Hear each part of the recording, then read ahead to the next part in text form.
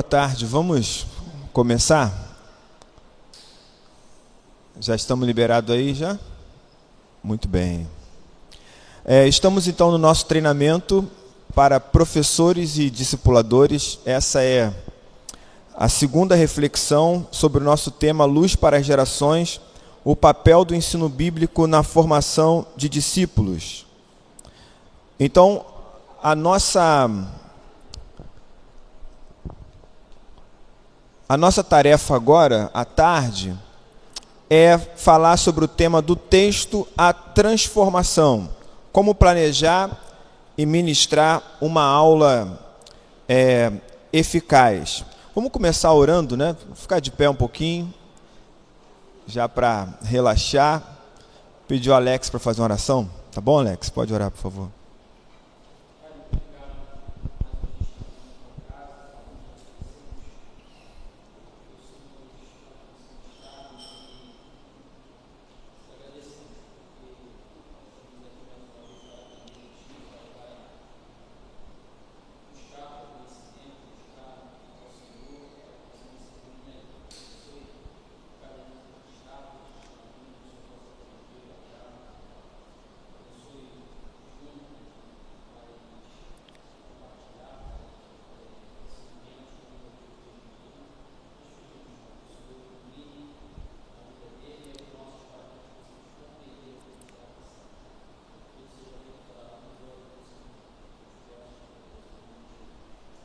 Amém. Podem sentar, irmãos. Muito bem, a nossa reflexão agora à tarde, ela vai ser um pouquinho mais rápida, né? Mais objetiva. A gente preparou um estudo mais longo de manhã, vamos falar um pouquinho mais no culto à noite, e essa reflexão da tarde, ela é um pouco mais rápida. Então esse é o título, né? Do texto, a transformação, como planejar e ministrar uma aula eficaz. Eu preciso lembrar aqui duas coisas que o pastor Rodrigo falou de manhã, e eu copiei lá a imagem dele para você lembrar. Ele falou sobre 3 passos para interpretar a Bíblia. Ele pontuou: o primeiro passo, história e cultura; segundo, a literatura; terceiro, a teologia. Então colocou ali essa tríade para a gente se lembrar de como a gente deve abordar o texto bíblico. E aí ele falou sobre 2 leituras. Ele falou sobre uma leitura de familiaridade, certo? E sobre uma leitura de aprofundamento, né? A nossa tarefa aqui não é falar sobre a leitura de familiaridade. A nossa tarefa aqui é entrar um pouco mais na leitura de aprofundamento, para falar sobre métodos e como você, depois de ter feito uma leitura dessa, você transforma essa leitura num estudo para você, ou para você passar para outras pessoas. Então essa é a nossa tarefa. Lembrando que ele deixou claro de manhã que esse é o percurso da interpretação bíblica, tá vendo? Pensando ali no autor divino, ou seja, é a palavra de Deus, foi Deus que inspirou seres humanos que ele escolheu para escrever, né? Escrever um texto que tem um público-alvo, ou seja, os leitores originais, né? E que se expande para os leitores modernos. E aí, uma das últimas falas do pastor Rodrigo foi a seguinte: qualquer encurtamento ou exclusão desses passos compromete o processo de interpretação. Lembram disso? Né? Então ele disse também que o grande problema é que a gente se trata do leitor moderno e às vezes pula os leitores originais, já vai direto ao texto. E isso pode gerar problemas de interpretação. Então, assim, estamos falando sobre leitura de aprofundamento. Aí eu vou trazer para vocês aqui alguns passos para a leitura de aprofundamento. Tá certo? Então, vamos lá. Eu não estou pegando a Bíblia para ler com familiaridade. Eu estou sentando para estudar a Bíblia, para me aprofundar no que a Bíblia está dizendo, tá certo? É esse caminho que a gente vai seguir. Então a primeira coisa, não preciso nem dizer para você, é o quê? Oração. Certo? A primeira ação é orar. Por quê? Porque a Bíblia é a palavra de Deus. A Bíblia é um livro inspirado por Deus. Consequentemente, né? Só consegue compreender o texto quem é iluminado pelo Espírito Santo. Quem não tem essa iluminação não consegue entender o texto. Eu tenho uma história dessa quando eu era adolescente para jovem, né? Estava no ensino médio, para ver quanto tempo tem bastante tempo. Então o pastor Rodrigo falou de manhã sobre aquele negócio de você ler a Bíblia apontando o dedo, né? O que Deus quer falar comigo? Eu fiz muito isso, mas além disso eu andava na bolsa com a caixinha de promessa. Então todo dia eu tirava o meu versículo para ver qual era a promessa que Deus tinha para mim. Eu chegava na sala de aula, porque eu também queria evangelizar, né? Eu pegava a caixinha de promessa e botava em cima da mesa. Simplesmente para as pessoas perguntarem o que era aquilo e querer tirar alguma coisa. Então um amigo meu que estava sentado na frente virou para trás e perguntou o que era. Eu expliquei, exemplifiquei, tirei um versículo e ele falou assim: eu posso tirar? Eu falei: pode tirar. Todo feliz, né? Aí ele tirou o versículo que eu não esqueci até hoje, né? Salmo 37, versículo 5. Quem lembra o que é? Entrega o teu caminho ao Senhor, confia nele e o mais ele fará.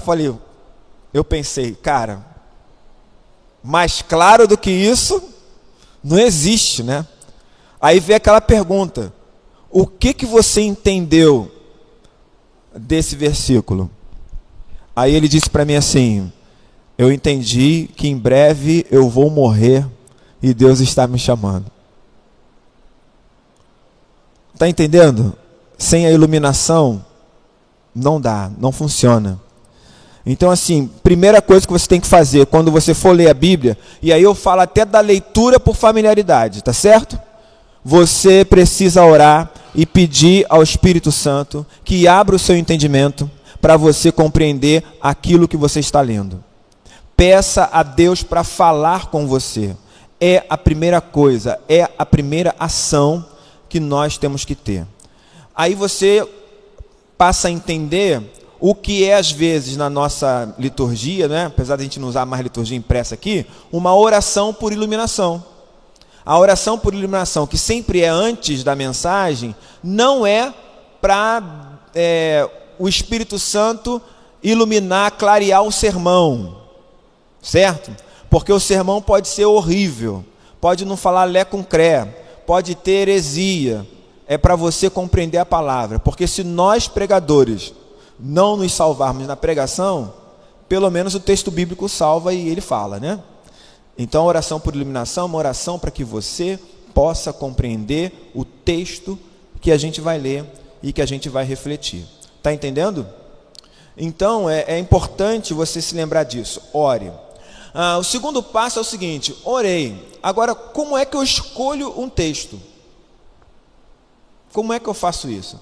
Pensando aqui na escola dominical, o texto já está escolhido, não é isso? Porque ou você está usando uma revista, ou você está usando um livro, então os textos já estão escolhidos. Mas vamos supor que você esteja fazendo um estudo do zero. Agora, como eu escolho o texto? Certo? Tem gente que tem um tema e a partir do tema que quer falar, vai procurar o texto. Tá certo? Então tem o tema, procura o texto. E eu não estou falando sobre pegar o texto bíblico para justificar o que eu penso, não é isso. Eu estou dizendo o seguinte: você tem um assunto e você quer pesquisar esse assunto na Bíblia. Então você está saindo do tema, do assunto para o texto. Certo? É uma forma de você escolher. A outra forma de você escolher é a seguinte: ok, eu orei para Deus me abençoar, me iluminar, eu estou fazendo uma leitura progressiva da Bíblia, então eu já tenho um texto ali, estou lendo, 1 Coríntios, estou lendo a carta de 1 Coríntios, e eu estou no capítulo 6, orei para poder entender o capítulo 6, e aí eu escolho o capítulo 6, por quê? Porque está na sequência do que eu pretendo fazer. Está entendendo?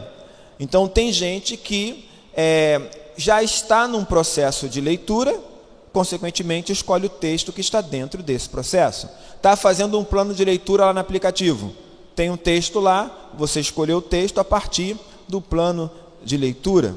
Está entendendo?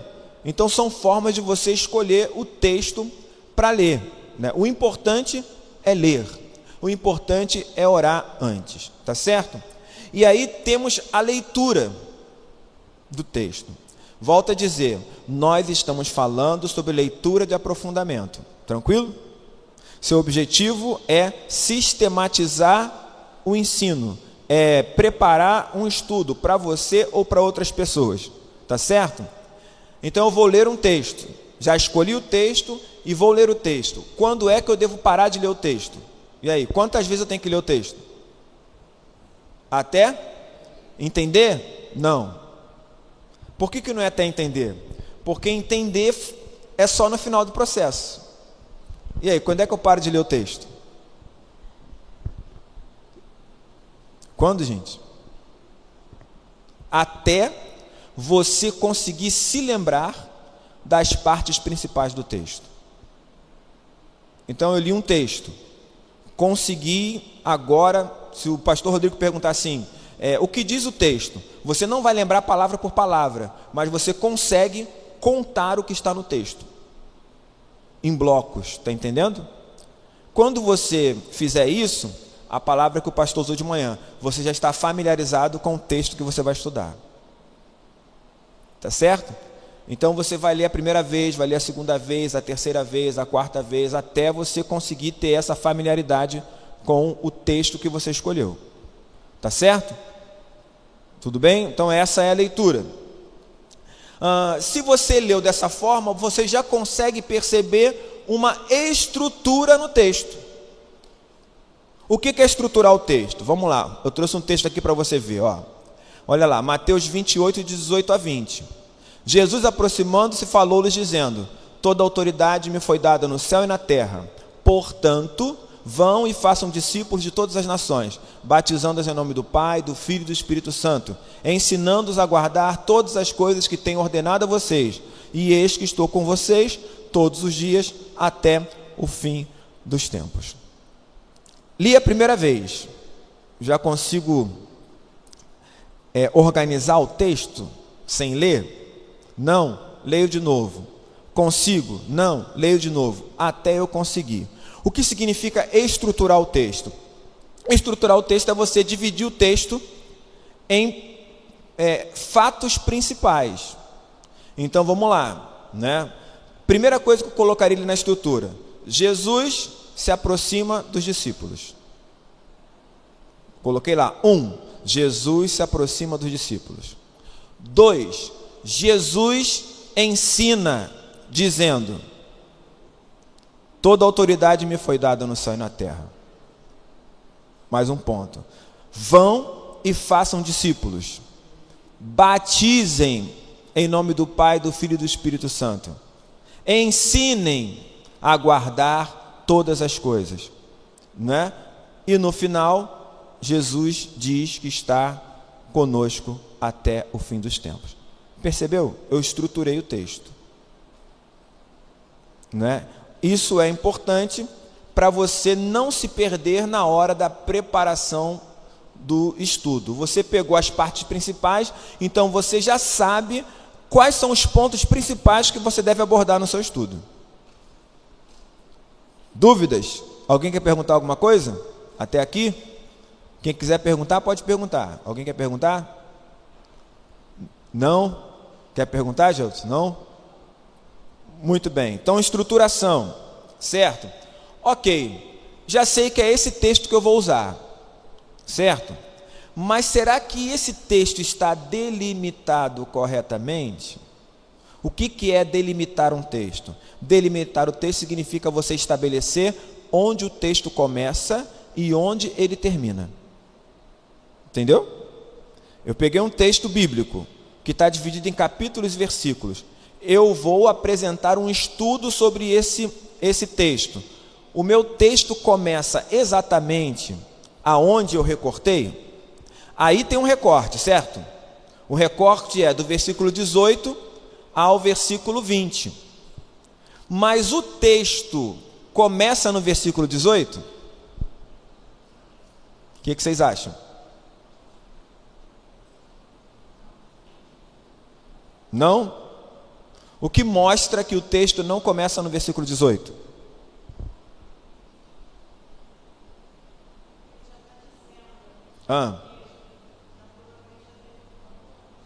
Jesus, aproximando-se, falou-lhes dizendo. Ué, é por causa do dizendo ou é por causa do falou-lhes? Você consegue me identificar aí nesse texto para quem Jesus está dirigindo as palavras? Consegue? Então alguma coisa está acontecendo antes. Está entendendo? Eu até posso separar esse fragmento para falar, mas para ter uma compreensão correta do texto, eu não posso ler só isso. Lembra que o pastor falou de manhã, lá em João, né? João 10, né, pastor? O inimigo veio para matar, roubar e destruir, né? É o ladrão, né? E aí vieram falando isso, né? É o diabo. Tem algumas versões que é inimigo. Eu acho que é inimigo sim, porque eu já peguei um texto assim. Eu fiz esse teste. Eu estava dando uma aula alguns anos atrás para um grupo de professores lá na igreja de Honório Gurgel. E no grupo também estava o pastor, né? Então eu fiz o caminho inverso que o pastor mostrou aqui. Eu li o texto e falei assim, quem está dizendo isso? Aí o grupo, Jesus. Para quem? Para os discípulos. E quem é o ladrão? Aí o pastor, o diabo. Aí eu falei, não, porque eu falei, muito bem, muito bem. Péssimo, pastor, não é o ladrão. Aí eu fui lendo o texto para mostrar para eles que não era o ladrão, né? Mas você está entendendo que não era o diabo? Está entendendo? A gente tem como delimitar o texto. Quais são as principais delimitações que tem? Para você entender uma delimitação de texto, você tem que saber que a delimitação para nós mostra uma mudança de assunto. Está entendendo? O escritor está dizendo para você, opa, vou mudar de assunto. Tá? Então vamos lá. Quais são as delimitações que você pode usar? Aí para mim está tranquilo, porque a delimitação gramatical, ela já está presente aí nesse texto.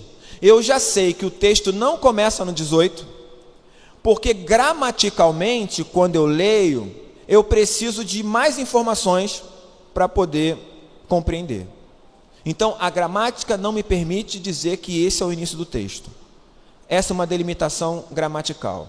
Se você está lendo um texto, aí o texto diz assim, no entanto, todavia, porém, o versículo está começando assim, então está chamando o texto anterior. Está entendendo? A gente consegue verificar a gramática e compreender aonde começa e onde termina o texto. Não tem problema no final do texto, está vendo? Eu posso dizer que termina ali. E eis que estou com vocês todos os dias até o fim dos tempos. Ponto final. Está pedindo alguma coisa a mais? Não, mas lá no início pede. Certo? Então a primeira delimitação, e para algumas pessoas é a mais difícil, é a delimitação gramatical, porque você lê o texto e você sabe que gramaticalmente você não consegue ter uma compreensão plena do texto, porque tem palavras que chamam outros textos. Certo? Sempre que isso acontecer, você vai precisar continuar retrocedendo ou avançando até ter um desfecho. Tranquilo? Entenderam isso? Outra delimitação, essa é mais fácil, é a delimitação geográfica. Delimitação geográfica. Bom, se Jesus está num lugar e o escritor diz que ele saiu e foi para outro, o que ele está dizendo para você? Vou narrar outra coisa. Entendeu? Quando há mudança geográfica, o assunto muda. Na Bíblia é assim, entendeu? Então, geralmente, Jesus chegou com os discípulos. Quer dizer, ele não estava, ele chegou. Então, o escritor vai narrar um outro assunto. Pode ver isso na Bíblia, vai começar outra coisa, né? Jesus então se retirou dali. O próximo texto não tem nada a ver com o que ele narrou anteriormente. Está entendendo? Mudança geográfica. Ele está no templo. Agora ele está na estrada. Agora ele está na casa. Estão dizendo para você que as narrativas se referem a episódios diferentes. Tranquilo? Então você pode marcar onde começa ou termina um texto também por uma mudança geográfica. Tá bom? Foi? E também tem a mudança temporal. O tempo mudou. Como é que o tempo muda? Simples assim. Era noite e agora é dia. Houve tarde de manhã e o segundo dia. Então ele vai dizer o que aconteceu no terceiro dia a partir desse momento. Não o que houve no segundo. Ele fez a transição, né? No dia seguinte, dias depois. Está entendendo? Então são mudanças temporais que também indicam para nós que o assunto vai mudar. E aí você pode separar o seu texto ali. Está entendendo? Tranquilo? Dúvidas sobre isso? Para que serve isso, pastor? Esse negócio de delimitar o texto? Simples assim. Já teve aquela sensação que uma pessoa vai pregar e ela começa a ler o texto, mas o texto não termina? Parece que não, ela está lendo e você pensa, acho que agora acabou, mas ela continua lendo, agora acabou, continua lendo. Então não termina o texto. A história não termina, e quando ela termina, a sensação que tem é que ainda não acabou, tem mais coisa. Está entendendo? Então a delimitação serve para você estabelecer um texto completo, que não traga confusão, certo? Então essa é uma delimitação que você pode fazer. A delimitação, outra delimitação que existe, mas que eu particularmente menos uso, é a delimitação temática. O que é a delimitação temática? Eu tenho o tema e eu separo o texto que se refere àquele assunto. Ponto final. Vou fazer uma delimitação temática ali. Certo? Eu separo esse texto nesse ponto aí, porque eu quero falar sobre a ordem de Jesus para ensinar a guardar todas as coisas que Ele ordenou. Então eu não preciso ler o resto. Eu só preciso dessa parte aí. Está entendendo? E aí eu economizo tempo, né? Sou mais objetivo. Ok? Dúvidas? Então vamos lá. Voltando aqui. Orei, escolhi o texto, ou seja, eu tenho um assunto e estou com o texto na mão. Eu vou ler o texto uma vez, duas vezes, três vezes, até esse texto entrar na minha mente. Eu vou pegar um papel e vou colocar as partes principais do texto em ordem, como se eu fosse contar uma história e tivesse ali os fatos para eu poder narrar. Eu vou ver se a minha separação do texto nessa quantidade de versículos ela está correta, através do que eu chamei de delimitação, que pode ser temporal, geográfica, gramatical ou temática. Tranquilo? Ótimo, já separei meu texto. Agora eu preciso fazer uma outra coisa. Já que eu não tenho conhecimento da língua original, né, eu vou procurar fazer uma comparação entre versões da Bíblia. O que é isso? O pastor já falou de manhã, né? Você vai lá e pega a NVI, a Nova Versão Internacional, pega a linguagem de hoje, são Bíblias acessíveis a nós. No aplicativo mesmo você tem várias versões. Você pega a Almeida atualizada, você pega a Revista Corrigida e você vai lendo o mesmo texto para ver as diferenças, certo?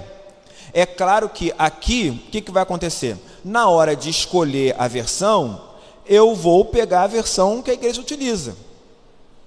Está entendendo? Mas você imagina se você não tivesse essa preocupação. Você escolheria uma versão que seja mais próxima ainda da mensagem que você entende como mensagem original. Então, comparar versões é muito importante, é um recurso que a gente tem para poder compreender melhor o texto. Aliás, existem textos que, se você for usar a revista atualizada, não vou nem para a corrigida, que é a mais antiga, né? Pega a revista atualizada, você precisa de um dicionário do lado. E às vezes você pega uma NVI, e ela já, na tradução, já te esclarece o que é. Você pega uma linguagem de hoje, já te esclarece o que é. Está entendendo? Você pega a Bíblia, a Mensagem, que é uma Bíblia que eu gosto muito, né? E que é basicamente uma paráfrase, mas ela tem insights maravilhosos, que dá para você se aprofundar mais no texto. Então, assim, se eu pudesse escolher uma versão, eu leria todas, se eu estou preparando um estudo, porque isso vai facilitar a minha compreensão. O máximo que eu tiver de versão, eu vou ler. Como o Rodrigo falou de manhã, tá difícil hoje também, né? Você, eu vou ter 1, 2, 3, porque cada hora é uma coisa. Mas é bem interessante, pelo menos umas 4 versões, compara. No aplicativo tem as principais, é isso mesmo, no YouVersion tem as principais. Então vai lá e só mudando a versão e vai lendo o texto para você poder entender. Isso dá trabalho, né, gente? Não dá trabalho? Dá trabalho. Você sente como é que eu estou rindo à toa agora? Estou rindo à toa. Estou rindo à toa por quê? Porque antigamente eu tinha que fazer isso tudo, toda semana. Hoje eu faço de 15 em 15 dias. Está entendendo o trabalho que dá? Né? Isso que eu estou mostrando para vocês é para você entender. A gente aqui foi chamado para esse negócio, certo? Você imagina como é a nossa semana quando vocês pegam a gente e enfiam um monte de coisa para a gente fazer e a gente tem que pregar no domingo. E quando tinha 2 cultos, um de manhã e um à noite, você não pode repetir o sermão, né? Então eram 2 para preparar durante a semana. Fora estudo bíblico semanal, fora mensagem na casa da irmã Candinha, fora essas coisas todas. Está entendendo? Alguma dessas coisas ia cair, né? Ia morrer. Tem que escolher algumas. Mas isso dá trabalho mesmo. Mas é muito compensador, você aprende bastante. Então faça. Se é professor, tem que fazer. Ok? Bom, comparei as versões, já tenho o meu texto separado. Agora eu vou pegar o meu texto e eu vou identificar as palavras-chave, as palavras principais do texto. Certo? Vamos voltar aqui para o texto? Quais seriam as palavras principais? E aí, nesse texto? Palavras principais, as palavras mais importantes. E aí?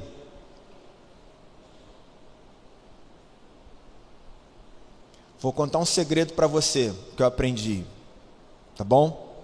Para você identificar palavras mais importantes. Começa por aquela palavra que sem ela não existe comunicação.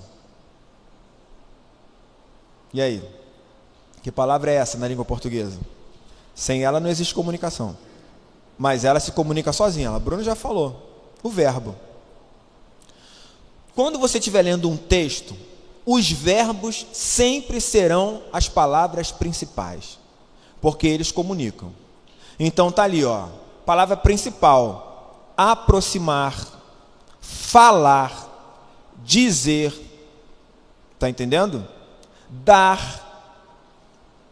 E por aí vai, ó. Vão, façam, batizem. São palavras que você precisa encontrar o significado delas. São importantes. Depois que você identificou os verbos, então parte para o substantivo, por exemplo. Vai para eles. Vê se tem algum que é extremamente importante. Certo? Por exemplo, discípulo é um substantivo importante. Você precisa saber o que é, certo? Nações, está ali, ó. Autoridade, pai, filho, são palavras que você talvez precise do dicionário. A gente que tem conhecimento da língua original, a gente vai no original e faz uma análise mais aprofundada, mas você pode pegar o seu Aurélio e começar a identificar o significado dessas palavras. Está entendendo? Então identifique as palavras principais, veja o significado delas.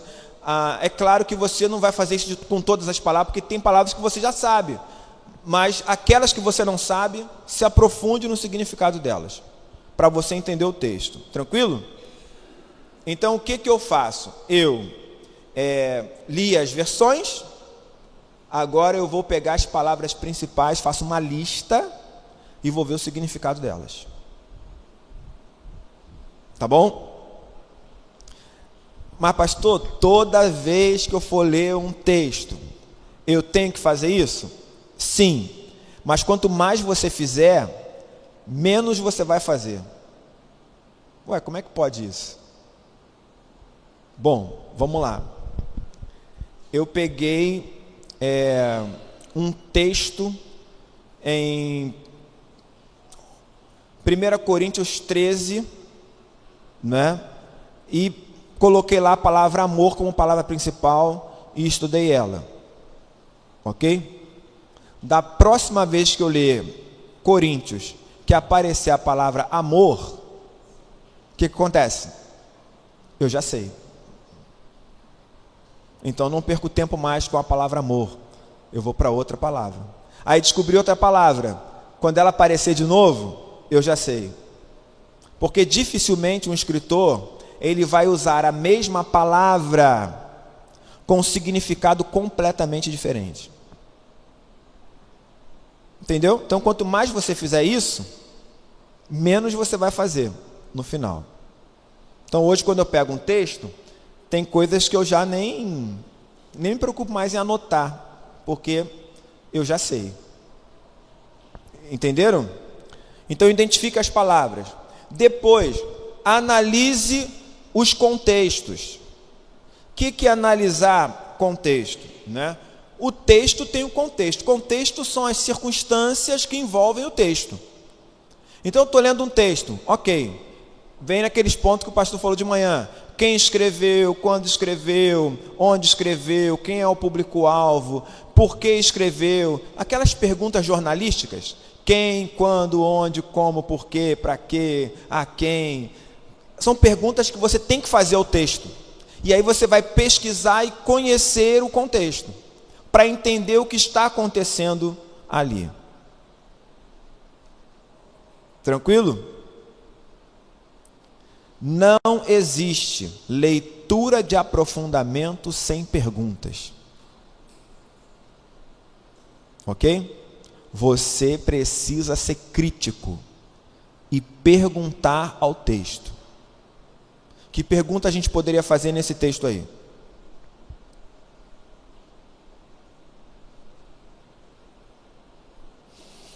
E aí?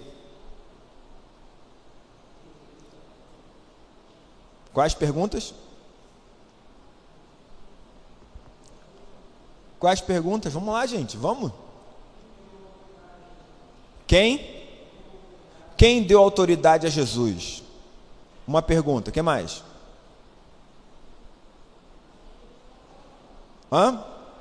Para quem Jesus está falando? A quem ele está se referindo? O que mais?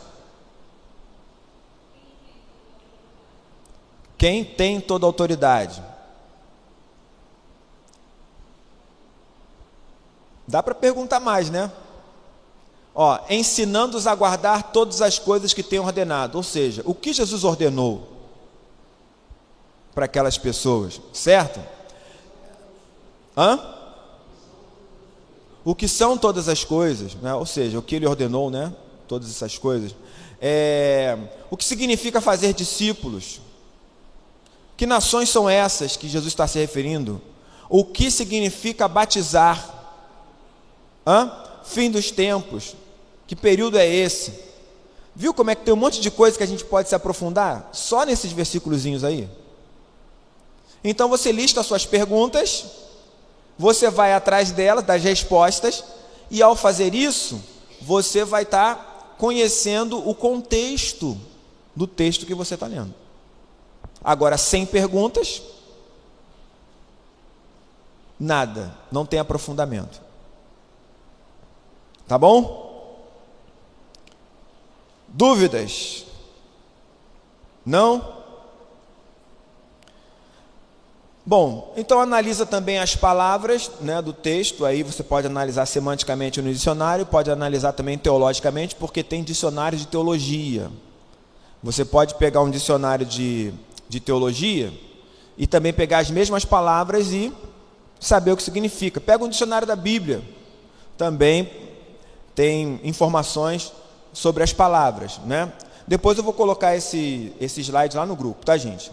E aí, fiz toda essa análise, já estou familiarizado com o texto, já me aprofundei no texto, agora eu pego a mensagem e trago ela para os dias atuais, eu atualizo a mensagem, né? Porque quando eu faço a leitura de aprofundamento, eu estou respondendo a seguinte pergunta: o que esse texto quer dizer? Certo? Quando eu agora vou atualizar ou contextualizar, depende da palavra que eu queira usar, eu estou respondendo a seguinte pergunta: o que esse texto significa para mim hoje? Eu estou atualizando. Entendeu? Não tem sentido você descobrir o que o texto diz se não for para você aplicar para a sua vida hoje. Por quê? Porque, como o pastor disse de manhã, a gente lê a Bíblia para... Quais são as 3 letras do alfabeto que a gente não pode esquecer? A gente lê a Bíblia para obedecer. São 4, né? Obedecer. 4 letras que você não pode esquecer. Tá certo? Obedecer. Então é isso. Tá bom, gente? Perguntas? Não? Tá. Aí você está com o texto, né? Agora, vamos ver como isso se processa numa lição de escola dominical. Porque o que é uma lição de escola dominical? Ou uma lição para culto infantil, para criança? O que é uma lição? A lição é um material que você compra, você paga, para que alguém faça todo esse trabalho que eu falei para você. Está entendendo? A revista nada mais é do que alguém que fez todos esses processos e te entregou pronto. É isso. Quem fez a revista, o autor da revista, ele fez tudo isso que eu acabei de dizer. E tudo que o pastor Rodrigo falou de manhã. Aí ele produziu um material e te deu para que você tenha menos trabalho. Certo? É a revista. Então, como é que está dividida, por exemplo, uma lição para a escola dominical? Olha lá. Primeira coisa, você já sabe, o primeiro ponto é o título. Então, toda lição tem um título. Não é isso? Além do título, tem um texto básico. Estão lembrando aí da revista? Quem usa? Tem um versículo-chave. Para que serve um versículo-chave? Para que serve um versículo-chave, gente? Hã? Então, mas para que coloca isso lá?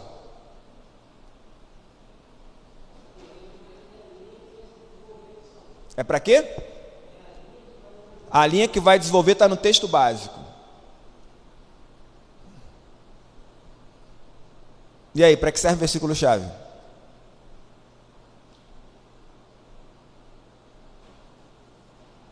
Gente, vocês não foram criança na EBD, não? Decorar, é isso. O texto básico é para você ler, e como o Neucei falou, você vê qual é a linha que a lição vai levar. O versículo-chave é para você decorar. É um texto dentro do texto para você decorar, memorizar. Tá bom? É uma outra estratégia. Tem os objetivos, certo? E às vezes só na revista do professor, né?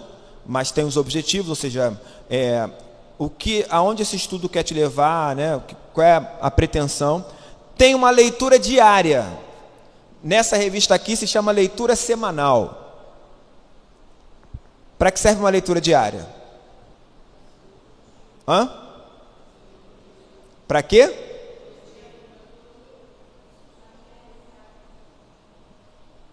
Então, se eu tenho um texto básico, eu não precisaria da leitura diária. Não é isso? Mas para que eu coloco uma leitura diária? Para incentivar você, como a Rosana falou, a ler a Bíblia todo dia. Então a leitura diária é para motivar a vida devocional. Está entendendo? Para isso que serve, né? Resumindo, se você usa a revista, mas você não faz a leitura diária, já sabe por que você não faz, né? Só lembra da revista no domingo. Sim, porque aí você vai fazer a vida devocional, né? Você conecta com o que você está estudando. Na realidade é um estudo semanal, né? Essa é a ideia.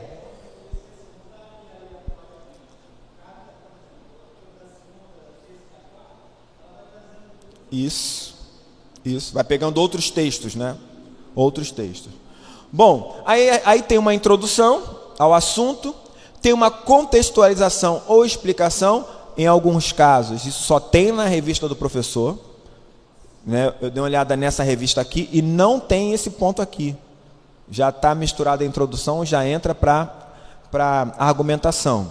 Mas na revista do professor com certeza vai ter isso, né? Falando sobre o texto, quando ele foi feito e tal, deve estar lá. Depois temos a argumentação envolve os pontos da lição. Vou mostrar para vocês aqui, ok? Uma conclusão e uma aplicação. Em alguns casos, só a revista do professor tem aplicação. A aplicação seria o quê? Uma sugestão de atividade para você fazer com os alunos para assimilar melhor o conteúdo. A aplicação. Então, essa é a estrutura de uma lição da EBD, ok? Então, eu trouxe essa revista aqui, que o pessoal já usou na classe de adultos, para você ver o que eu estou falando. Essa é uma revista de aluno, ok? Está aqui, ó. O título, certo? Judas, discípulo que traiu Jesus. O texto básico, está aqui. Versículo-chave, está aqui. Objetivos, está aqui. Leitura diária. Introdução. Percebe que não tem a parte que eu falei de contextualização? É bem resumido aqui, né? Até porque essa é uma lição grande, né? Então, com certeza, eles optaram por condensar. Mas a revista do professor traz as informações. E aqui começa a argumentação, ó. 1. Tá vendo? 2. Olha a aplicação acontecendo dentro da lição. Desafio para nós hoje. 3. Tá vendo? Em cada argumentação, eles colocaram a aplicação dentro. 4. Essa é a argumentação, tudo é argumentação. E depois ele conclui. Viu? Então a estrutura de uma lição é essa, ok? É essa. Como eu disse para vocês, na realidade, quem escreveu a lição fez todo aquele trabalho que o Rodrigo falou de manhã e que eu comecei falando com você aqui. Ele fez o trabalho. E a lição nada mais é do que aquilo que eu chamei de atualização, né? Agora você pega todo o seu estudo e você transforma em uma mensagem, certo? E essa mensagem é a lição da escola dominical. Qualquer pessoa pode fazer isso? E aí? Qualquer pessoa pode fazer isso? Pode. Seguindo os processos, sim. Né? Mas não vai ficar muito bom. O seu primeiro não vai ficar muito bom, não. O segundo vai ficar melhor. O terceiro melhor do que o segundo. O quarto melhor do que o terceiro. O 10º melhor do que o primeiro. O 50º muito melhor do que o primeiro. Mas todo mundo pode fazer. Sabe o que eu fazia antes? Quando eu estava começando também, eu tinha um caderno. E eu fazia os meus estudos para mim naquele caderno. Claro que depois que eu cresci mais, eu fui me envergonhando das anotações, né? Porque você vai conhecendo mais coisas. Mas como aquele caderno era importante para mim? como ele fazia eu me lembrar de coisas importantes, fundamentais, sabe? E como ele me aperfeiçoou. Eu me tornei um professor melhor porque eu estudava e eu tinha anotações. E às vezes o tema voltava e eu podia consultar as anotações que eu tinha feito antes, né? Seria muito legal se você pudesse fazer isso também. Para você está estudando, você não tem um aluno ainda, está estudando para você conhecer, para se aprofundar, e um dia você vai precisar desse material para conversar com alguém. Então faz isso, né? É bem importante. Bom, perguntas? Não? Então esse é o nosso último ponto aqui, né? Último ponto. Eu disse para vocês que a lição, ela nada mais é do que uma pessoa que foi paga para poder te dar o serviço pronto, a comida pronta, né? E eu disse para você que com os ingredientes certos, você pode preparar um prato, e um bom prato, certo? Com os ingredientes certos, que o Rodrigo falou de manhã, e eu estou completando agora, você consegue fazer um bom prato, certo? O prato pronto é a revista ou é o livro que você está usando para estudar, certo? O prato que você vai fazer depende do que a gente chama de planejamento. É um plano de ensino, certo?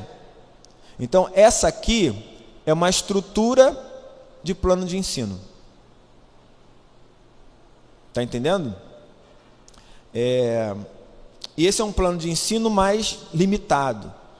Existe também um plano de estudo, porque o plano de estudo, ele seria maior ainda que o plano de ensino, porque o plano de estudo, ele vai englobar todas as fases e etapas que você vai fazer para poder estudar e preparar o seu estudo. Aqui já é o planejamento do estudo propriamente dito, do que você vai ensinar. Tá bom? Então vamos lá. Primeira coisa aqui, as informações gerais. O que são informações gerais? Bom, eu e o Rodrigo, a gente sentou para conversar, para planejar o nosso encontro hoje, né? A gente pensou no público que a gente queria atingir, então se era só professor, se era todo mundo da igreja, como ia fazer essa abordagem, né? Então essas são as informações gerais. Quando vai acontecer, quantas horas a gente vai ter, quais são os temas que a gente vai utilizar, quem é nosso público-alvo, sabe? Em quantos momentos a gente vai fazer isso, são informações gerais, certo? Então eu já colocaria ali, ó, informações gerais, um curso de treinamento de professores da Igreja Presbiteriana de Coelho Neto, data, coloco lá, o horário, coloco lá, carga horária, tempo de palestra, eu colocaria lá também, o público-alvo colocaria lá também, tá entendendo? São as informações gerais, certo? Depois, eu coloco tema ou assunto geral. Então, qual é o meu tema? Qual é o assunto realmente que eu vou tratar aqui? Bom, nós vamos trabalhar interpretação bíblica e método de ensino. Esse é o tema, esse é o assunto geral. Tá certo? Aí tem o título, que é o assunto específico. Aí o pastor falou sobre o título dele de manhã, eu estou com outro título agora, e depois no culto tem outro. Então temos 3 títulos específicos, ou seja, nós temos 3 planos de ensino diferentes no mesmo evento. Está entendendo? Então, título ou assunto específico. Vamos lá. Eu estou fazendo um estudo, preparando um estudo, porque eu fui convidado para dar uma aula na classe lá do NeuCI. Informações gerais, certo? A quem se destina, procura saber quem são os alunos, faixa etária e tal, está aqui no geral.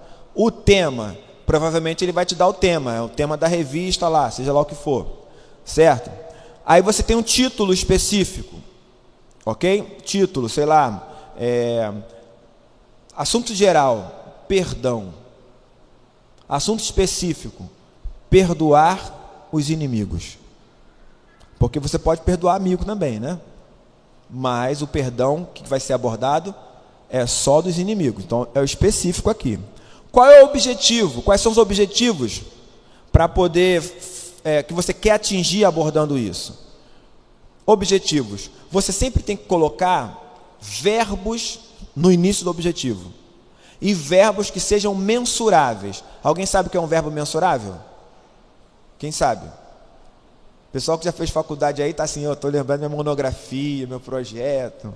E aí, verbo mensurável é o quê? É uma ação que você pode avaliar depois, medir se você alcançou. Certo? É um verbo que pode ser medido. Sei lá, se eu coloco assim, identificar. Eu posso saber depois se eu conseguir atingir meu objetivo? Posso. Analisar, compreender, conhecer objetivos. Certo? Aqui na lição, deixa eu ver se dá para a gente ver aqui. Ele colocou como alvo, ó, aqui, ó. Ao estudar esta lição, você será capaz de, compreender o grande perigo do pecado da cobiça na vida do crente. Então, qual é o objetivo? Compreender o grande perigo do pecado da cobiça na vida do crente. Esse é o objetivo da lição. Certo? Toda vez que eu preparo um sermão, eu tenho objetivos. E eu fico ali naqueles objetivos. Tá? Porque não muda nada, gente. Sinceramente, tenho falado sobre isso há muito tempo já. Monografia na faculdade é basicamente a mesma estrutura. Dissertação no mestrado é basicamente a mesma estrutura. Tese do doutorado, artigo acadêmico que você vai escrever, lição de escola dominical, sermão. O planejamento muda muito pouco. É tudo igual. Mas se for para criança, é a mesma coisa. Ok? Bom, aí eu tenho que listar. Eu tenho que listar o conteúdo que eu vou ensinar. Certo? Listo qual é o conteúdo.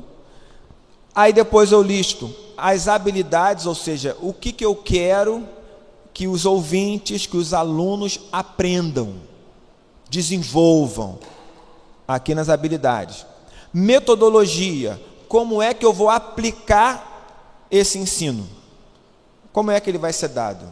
Sei lá, vai ser uma palestra, vai ser um debate, vai ser uma análise de um texto bíblico, vai ser através da música. Eu digo qual é o método que eu vou utilizar para poder ensinar. Tá bom? Posso usar mais de um também. Tá? Depois, os recursos que eu vou precisar. Quais são os recursos que eu precisei para estar aqui? Data show, o que mais? Microfone, som e por aí vai. São os recursos que eu tenho que planejar. Eu preciso de uma sala ampla, arejada, eu preciso de cadeiras confortáveis, eu preciso de um ambiente iluminado. Sabe? Eu tenho que pensar no que eu vou precisar. Está entendendo? Bom, a aplicação, já falei, é como eu vou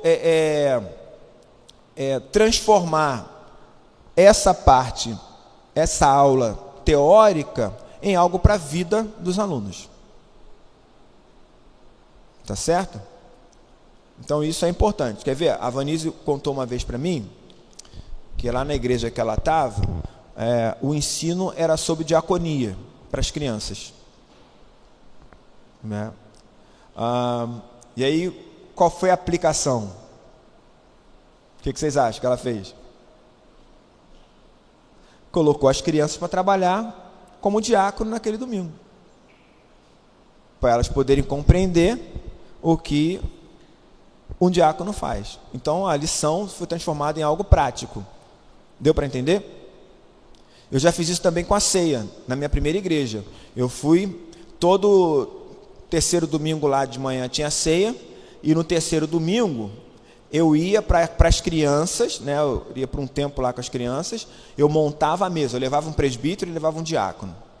O diácono montava a mesa, né? Eu explicava o significado de cada coisa para as crianças. O presbítero me ajudava na distribuição, fazendo pergunta para ela, por que o presbítero está aqui, qual é a função do diácono e tal. E no final o presbítero servia uvas. Eu fiz isso durante um tempo, né? Depois desse tempo, a gente pegou as crianças e levou para a igreja para participar da ceia junto com o pessoal, e elas comiam uvas. Tá entendendo? Foi assim que começou comigo esse negócio de servir uva, tá? Não é servir uva, é servir uva. Tá entendendo? Então começou assim, com uma aplicação. A gente precisa aplicar aquilo que a gente ensina, certo? E a avaliação é depois você pensar, e aí, funcionou, não funcionou, deu certo, não deu certo? Saber como é que você vai avaliar o que deu certo ou não, para você melhorar no próximo ensino. Tá bom? Dúvidas? Muito difícil, muita informação, como é que é? Você só vai conseguir desvendar isso se você se encorajar a fazer a leitura de aprofundamento e começar a montar seus estudos. Entenderam?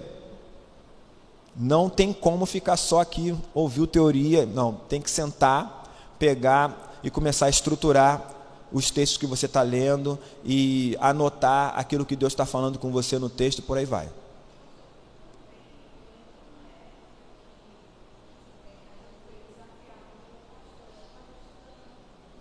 Espera aí, gente, o Rodrigo vai te dar o microfone. A gente estava estudando lição lá na nossa antiga igreja, lá em Serra, em Pernambuco, e tinha palavras que a gente não entendia. Na minha era pré-adolescente, foi um grupo que foi crescendo junto. E tinha algumas palavras que a gente não entendia. Aí o pastor falou assim: vocês querem mais? Aí a gente, sim, a gente está com dúvidas. Aí primeiro ele desafiou a gente a seguir esses planos de leitura aprofundada, uma interpretação bíblica, nas quartas-feiras, nas programações da UPA. Então a gente estudava um livro bíblico, Filipenses, estudamos Filipenses, 1 João, 2 cartas. E ele falou o seguinte: agora eu vou desafiar vocês a fazer esses passos, inclusive, nas devocionais. Vocês têm tempo, vocês não trabalham, vocês só estudam, então esse vai ser o desafio de vocês. E eu pensando aqui, a gente é crente, se acostuma a fazer aquela leitura rápida da Bíblia, breve, e a gente não quer mergulhar a fundo, crescer a fundo, ter toda a história da redenção. Quando a gente pensa assim, história da redenção, que palavra é essa? O que significa, né? Então, eu lembro de algumas palavras que a gente ficava assim, mas o que significa remissão de pecados? Começou pelas essas dúvidas, né? Remissão, você vai remir. Então, desse grupo, a gente começou a ser desafiado na devocional, depois a gente foi desafiado a ter um grupo mais aprofundado das escrituras. A gente estudou mais, e o pastor sempre ele era naquela leveza, sem exigir nada da gente. Ele já estava identificando um grupo de ensino, e o que eu acho mais interessante nele, ele dizia: Deus vai levar daqui a pouco vocês para algum lugar do Brasil, e vocês vão frutificar onde Deus levar vocês, e vocês precisam estar com uma boa, eu esqueci a palavra que ele usava, mas ele quis dizer com conteúdo robusto, aprofundado. Basicamente, o que ele quis dizer, o que eu quero dizer aqui, é que a gente às vezes passa 10 anos na igreja, 30 anos, no trabalho a gente quer crescer, a gente quer progredir. Exige também da gente sair daquele lugar de comodismo. Mas na igreja não tem ninguém que fique lá, e aí, vamos lá, vamos ler a Bíblia, vamos nos cobrando, né?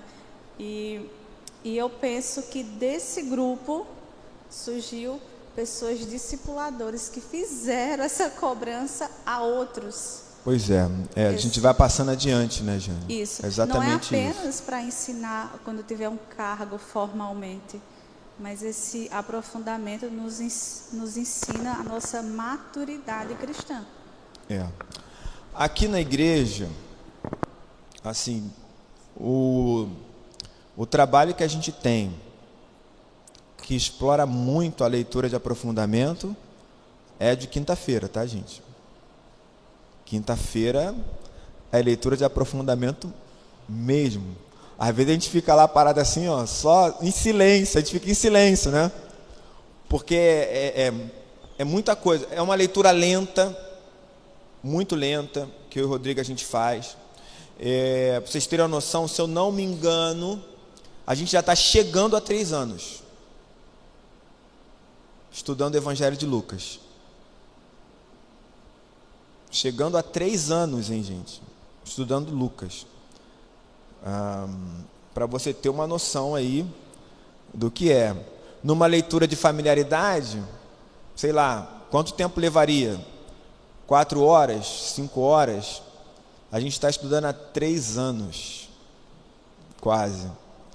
Aqui na igreja a gente estudou o Evangelho de Mateus por volta de 3 a 4 anos.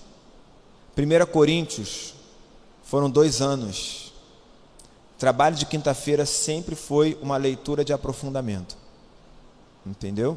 É lento, mas a gente vai trazendo uma série de questões e vai tentando resolver.